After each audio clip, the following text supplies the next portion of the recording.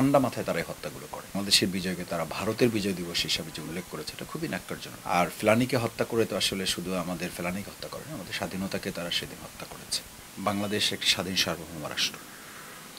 একটি দেশ স্বাধীন হয়ে যাওয়ার পর সেই রাষ্ট্রের স্বাধীনতার পিছনে সেই দেশের জনগণের ভূমিকাটাই মুখ্য, এবং তারাই মূলত জীবন বাজি রেখে এই দেশকে স্বাধীন করেছে। তার পিছনে বুদ্ধি দিয়ে, পরামর্শ দিয়ে, বিভিন্নভাবে সহযোগিতা ওটা বিশ্বের বিভিন্ন রাষ্ট্রই হয়তো করেছে। ভারতও আমাদের প্রতিবেশী রাষ্ট্র হিসেবে তাদের ভূমিকা ছিল। কিন্তু অত্যন্ত দুর্ভাগ্যজনক যে কেউ যদি কারো উপকার করে এটা আবার স্মরণ করিয়ে দেয়, তো এটাকে আমরা এলাকার ভাষায় বলি যে এটা খোঁটা দেয়া আর কি। আর ইসলামের দৃষ্টিতে বলা হয় যে ওটার আর কোনো বৈধতা থাকে না।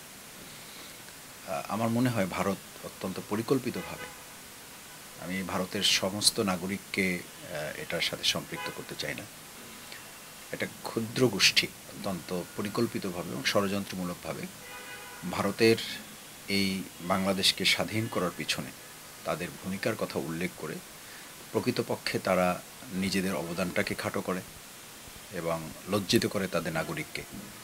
কারণ আমি যদি কাউকে উপকার করি, তো সেই উপকারটা তো সেই দেশ বলবে বা সেই ব্যক্তি বলবে, আমি বলবো কেন? আমি বললে তো বোঝা যায় যে এটার পিছনে একটা ষড়যন্ত্র আছে, এটার পিছনে একটা অসৎ উদ্দেশ্য আছে।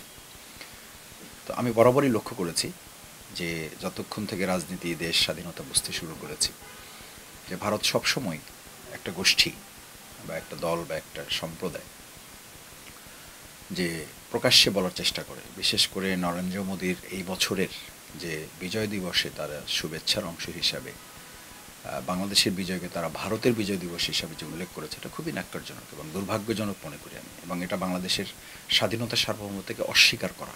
এর মধ্য দিয়ে আসলে বোঝা যায় যে তারা যে শুধু কাঁটাতারের বেড়া না, তারা বিগত বছরগুলোর সময় 7ই জানুয়ারিতে ফেলানীকে যে হত্যা করেছে একটা কিশোরকে তার বাবার সামনে গুলি করে, এটা গোটা পৃথিবীকে নাড়া দিয়েছে।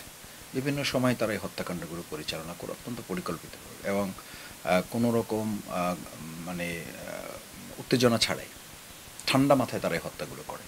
এবং একেবারে সাধারণ নাগরিক বা কৃষক যারা আমাদের নিজের ভূমিতে, একটা স্বাধীন ভূমিতে আপনি অস্ত্রধারী আর একটা পাশের দেশের বিএসএফকে আপনি ঢুকতে দেবেন বা ঢুকবে তারা, এটা তো অকল্পনীয় ব্যাপার। এটা ও দেশের স্বাধীনতা সার্বভৌমত্বকে অস্বীকার করা হয়, স্বাধীনতা সার্বভৌমত্বকে পদদলিত করা হয়।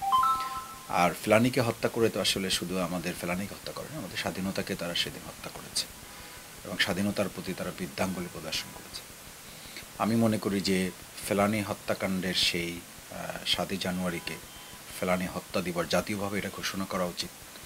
এবং একই সাথে এটার নামে আমাদের বাংলাদেশে কোনো স্মৃতি অথবা তার নামে কোনো রাস্তা করা, মানে এটাকে আমি মনে করি যে আমাদের জাতির সামনে এটা তুলে ধরা উচিত, এটাকে স্মরণে রাখার মতো।